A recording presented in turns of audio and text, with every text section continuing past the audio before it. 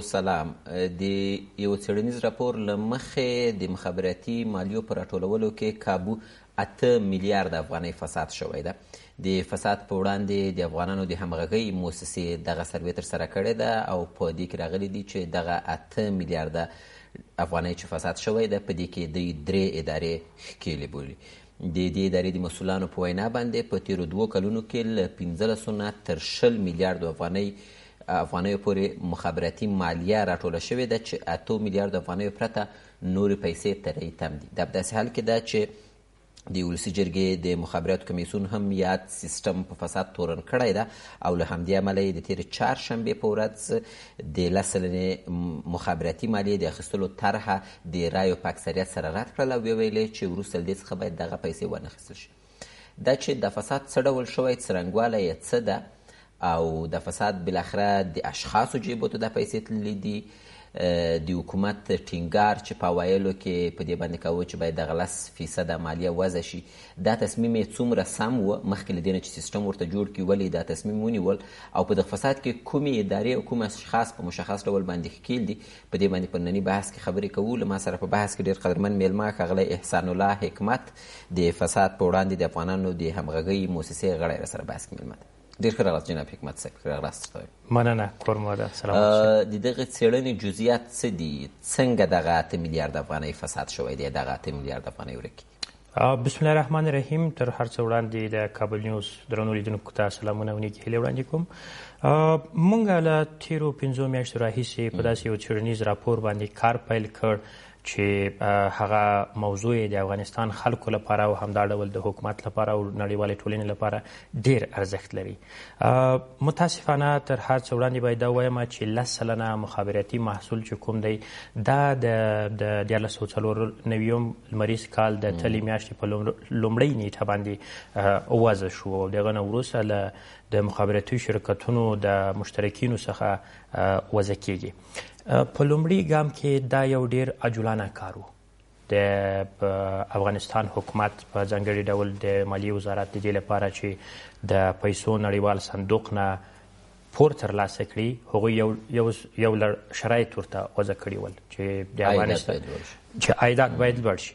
نو د مالیې وزارت د دې لپاره چې عایدات لوړ شي، د دې ترڅنګ چې پر نورو برخو مثلا د تیلو پر تعرفې لوړې کړي، د ځمکې باندې هم تعرفې لوړې کړي، مالیه یې لوړه کړه. د دې ترڅنګ د مخابراتي مشترکینو څخه د محصول وضع کول هم وضع کړل چې دا په عین حال کې چې یو عجولانه کار و. د دې لپاره افغان حکومت هیڅ ډول چمتوالی نه درلوده. نو طبعا مشکلات په اول کې هم درلودل، اوس هم لري. د تیرو 2 کلونو راهیسې چې دا محصول وضع کیږي، حکومتي ادارو خپل دندې په سمه توګه نه دي ترسره کړي. قانون یو ماده په څرګند ډول وایي چې د RTDMS سیستم باید جوړ شي.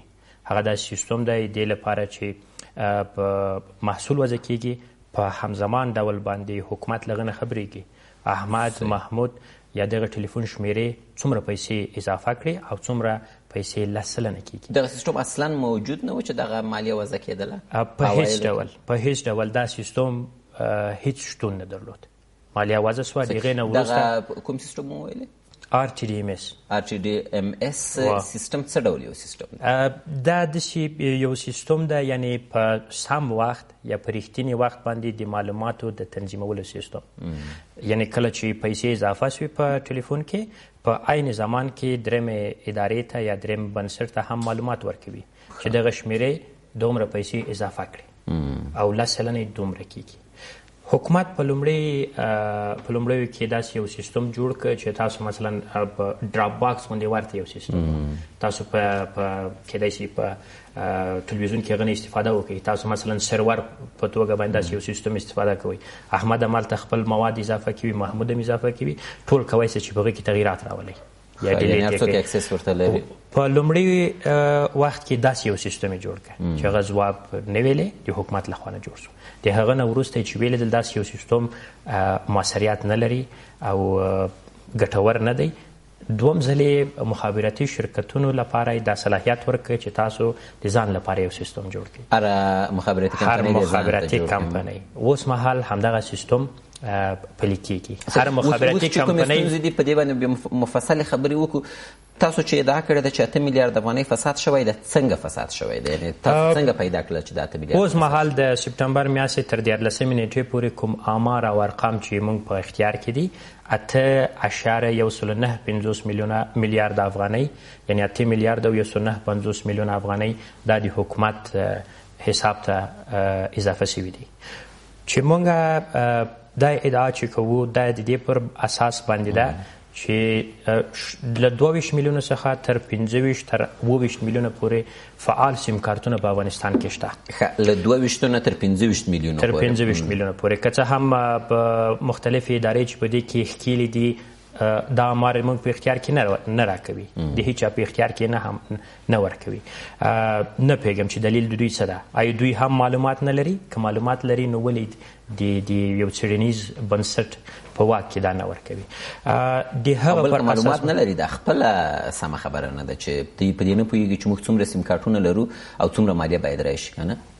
دا یو واقعیت ده. متاسفانه همداسې وه. د وزارت مخابرات نه چې پوښتنه وکړه څومره فعال سیم کارتونه دي، وای تاسو کمپنیو نه پوښتنه وکړئ. اترا ادارې نه چې پوښتنه وکړه وای تاسو کمپنیو نه پوښتنه وکړئ. او حال دا چې دوی ته باید معلوم وي، دوی باید ځکه دوی مالیه ټولوي، که نه پوه شي باید څومره سیم کارتونه توزیع شوي دي، د سیم کارتونو په اساس باندې باید مالیه طبعا دوی مجبور او مکلف دي چې په دې اړه باندې معلومات ولري. د هغه معلومات یې نه لرل او که یې نه درکول نه پوهېږم نو، ځکه دقیق نه سم ویلی چې دوی که درلودل نو ولې نه ورکول. دا خو یو پټه خبر نه ده. موږ معلوماتو ته د لاسرسي قانون وضع شوی ده، تنفیذ ده، او دا باید د ټولو په اختیار کې ورکړي. د دغه پر اساس باندې موږ چې ځان سره کومه فرضیه طرحه کړه، احتمالات مو طرحه کړل، هر سیم کارت چې دغه آمار و ارقام چې اوس وزارتونه په اختیار کې لري 8.195 میلیارډ افغانۍ څه باندې 2 کلو کې، دا مو چې فرضیه مو طرحه کړه. د دې پر اساس مونږ ویلی سو چې دغه آمار دغه ارقام چې حکومت ته ورکړل شوي دي دا د 250 افغانیو په میاشت یو کاروونکی یعنی 250 افغانۍ مصرف کوي چې 25 افغانۍ یې 10 سلنه کېږي.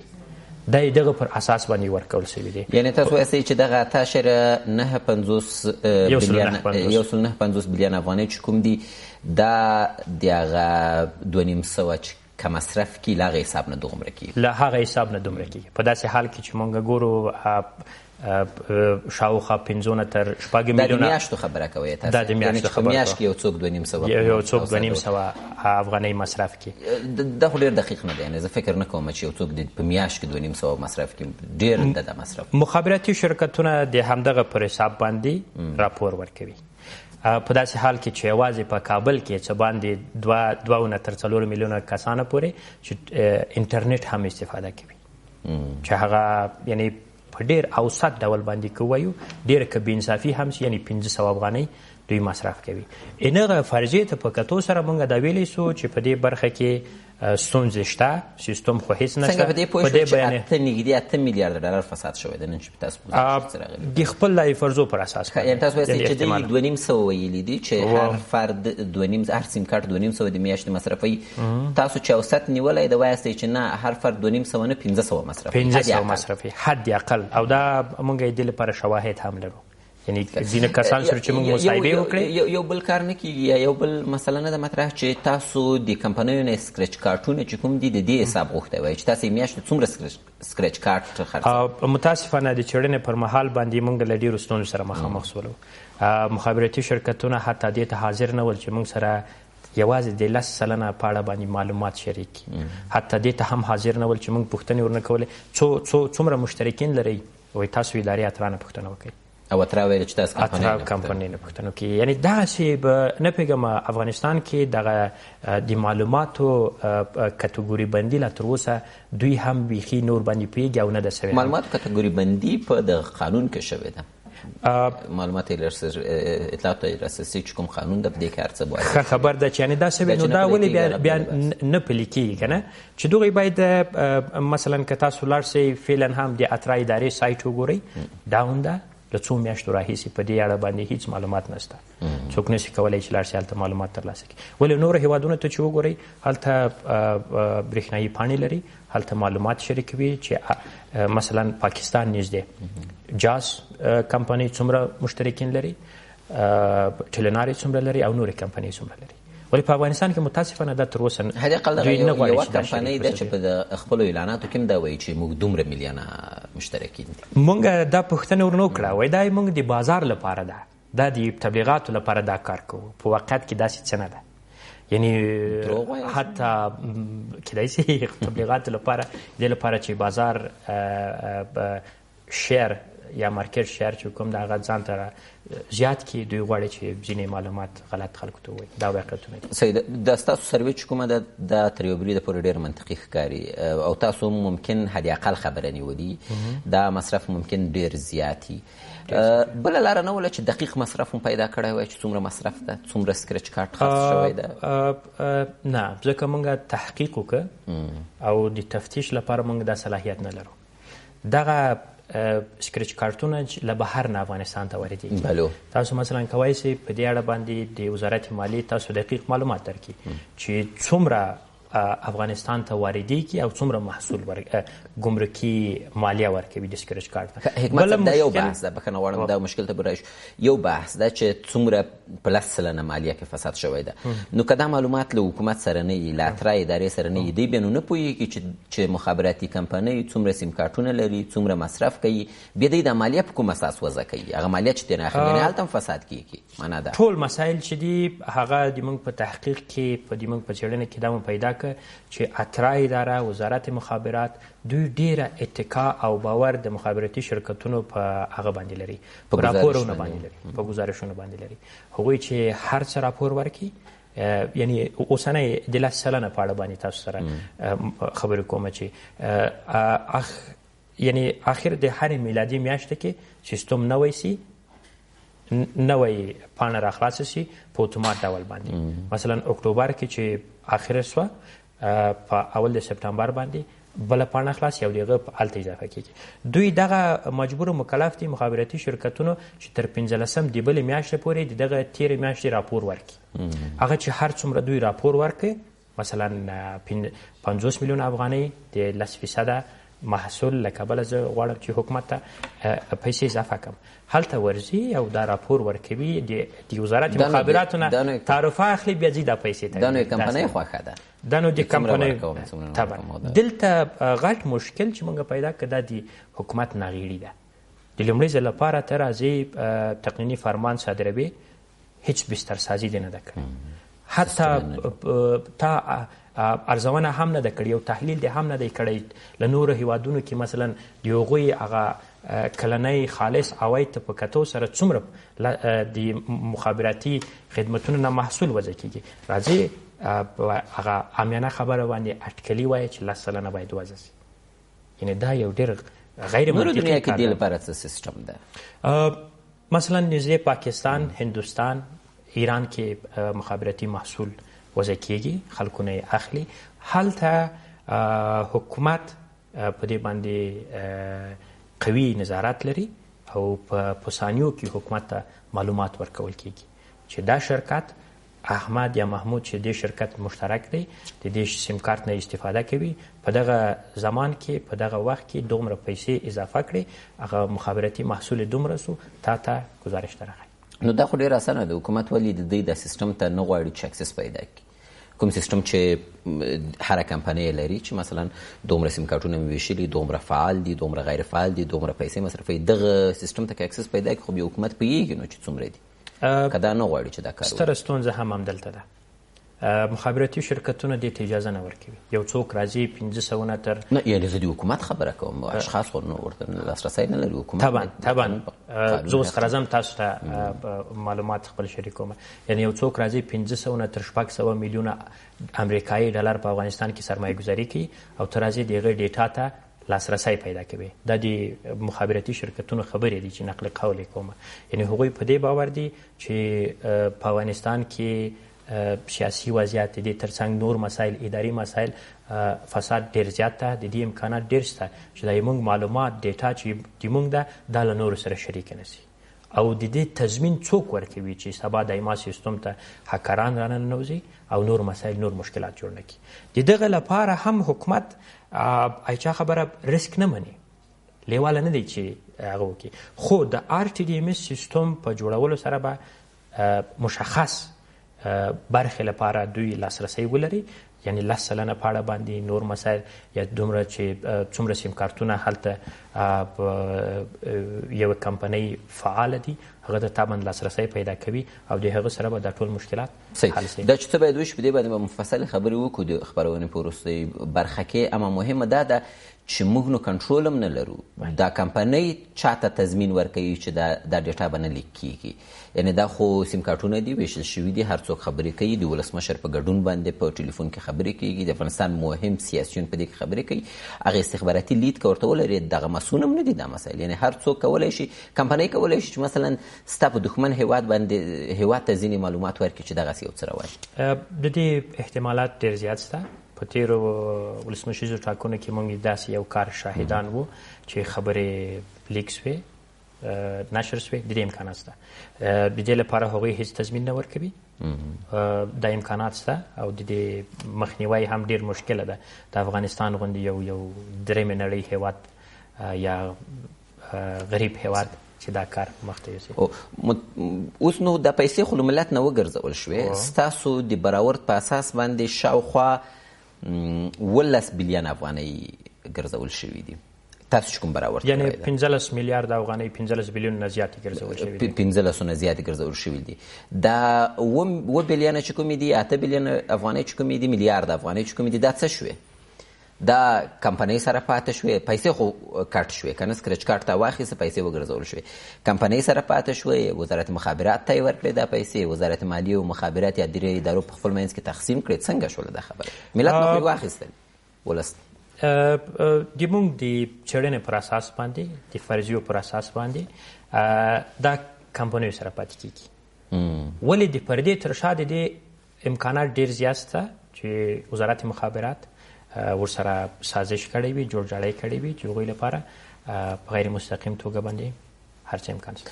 نو تاسو داسې نه ښکاري حکمت صاحب زه ډېر بښنه غواړم چې دا خبره کوم چې په براله په رڼا ورځ باندې حکومت له خلکو نه غلا کوي د دې شاهدان مونږ ډېر یو له دې نه وړاندې هم یو له دې نه وروسته به هم ووځو داسې امکانات ډېر شته نه یوازې په دې برخه کې په نورو برخو کې ته که راسې مثلا د ګمرکونو برخې وګورئ څه ډول وضعیت روان ده یعنی داسې هغه مونږ سره شته اسناد و شواهد شته چې په تیرو 6 میاشتو کې افغانستان ته دومره بوره وارده شوې چې د ټولو منځني آسیا لپاره کفایت کوي په حال کې چې دا یوازې په اسنادو کې دي ولې په واقعیت کې بل شی وارد شوي دي د دې ډېر امکانات شته چې غلا کېږي له خلکو نه غلا کېږي له ولس نه غلا کېږي او په دې باندې موږ نشو کولی سترګې پټې کړو یو تفاوت چې د فساد کې راغلی پخوا به له امریکایانو نه غلا کېدله اوس نو امریکایان نشته د خارجیان نشي اوس یې له ولس له جیب پخوا به مخالفینو هم داسې فکر کاو افغانانو هم داسې فکر کاو وسلوال مخالفین کې هم چې له امریکایانو نه هر څه چې اخلي هغه غنیمت ده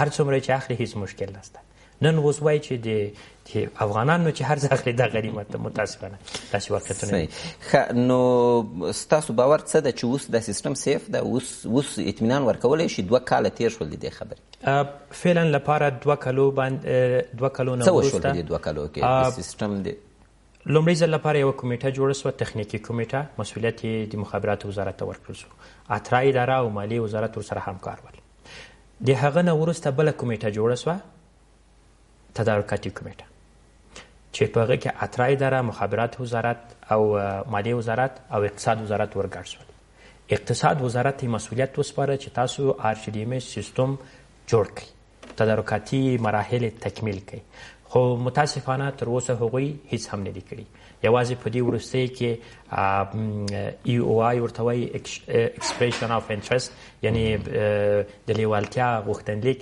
چې یعنې څوک غواړي لیواله دا سیستم په افغانستان کې جوړ کړي. داسې یو شی دوی اعلان ته ورکړه او ځینې شرکتونه راغلل خپل غوښتنلیکونه یې ورکړل چې موږ غواړو دا سیستم په افغانستان کې جوړ کړو. دغه سیستم یادونه چې تاسو کوئ دا ډېر ستونزمن ده چې په 2 کلو کې نه جوړېږي او که په قصدي ډول باندې مخنیوی کېږي ځکه د افرادو اشخاصو ګټې پکې متاسفانه دومره ستونزمن نه ده، ډېر ساده ده، ډېر د امکانات شته چې حتی په 2 میاشتو کې دا سیستم ونیسي جوړ شي. ولې سیاسي اراده دلته شتون نه لري. کله چې سیاسي اراده شتون نه لري، قاطعیت شتون نه لري، په هیڅ ډول نشي کولی چې دا سیستم جوړ شي. نو اوس تدارکاتي کمیټې دومره کار کوي. غواړم وروستی بحث جنبندي وکړو. څه باید وشي؟ ولسي جرګې دا مالیه بنده کړله، وایي چې نه به ورکوي. مشران جرګې ته به ځي، بیا به وروسته له هغه نه معلومیږي چې دقیقه شي دا خبره، بیا به ولسمشر دا فیصله ځي. ستاسو باور څه ده؟ څه باید وشي؟ موږ وړاندیز کوو البته د خلکو د غوښتنې پر اساس باندې. موږ په سروې کې چې خلکو نه پوښتنې وکړي، یعنی یوازې 21% خلک عام وګړي نه غوښتل چې دا قانون وضع شي، نور غوښتل او هغه خو د ملي احساس په اساس باندې غوښتل چې وطن هم جوړ شي. یعنی موږ هم د هغه پر اساس باندې غواړو چې له خپل حکومت سره مرسته وکړو. افغانان دې ته حاضر دي چې د خپل عوایدو یوه برخه محصول ورکړي، هغه پرېکړې له حکومت سره مرسته وکړي. خو اطمینان ته ضرورت لري. دوی غواړي ډاډ ترلاسه کړي چې ما دغه پیسې آیا واقعا د حکومت حساب ته لاړې که لاړې نه، آیا دغه په کومو برخو کې مصرف شوې. متاسفانه حکومت تر اوسه په دې اړه باندې هیڅ کوټلې ګامونه نه دي وشد کړي، نه یې اطمینان ورکړی او نه هم د عامه پوهاوي پروګرامونه یې په لاره اچولي چې تر هغو خلک ډاډ ترلاسه کړي او زیات مصرف کړي. ډېره مننه حکمت صاحب، کور ودان چې بحث کوې راسره. سلامت شئ. ډېره مننه. قدرمنو لیدونکو ستاسو له ملتیا مننه کوو. خپرونه مو پای ته ورسېدله. تر بیا مالامال شئ.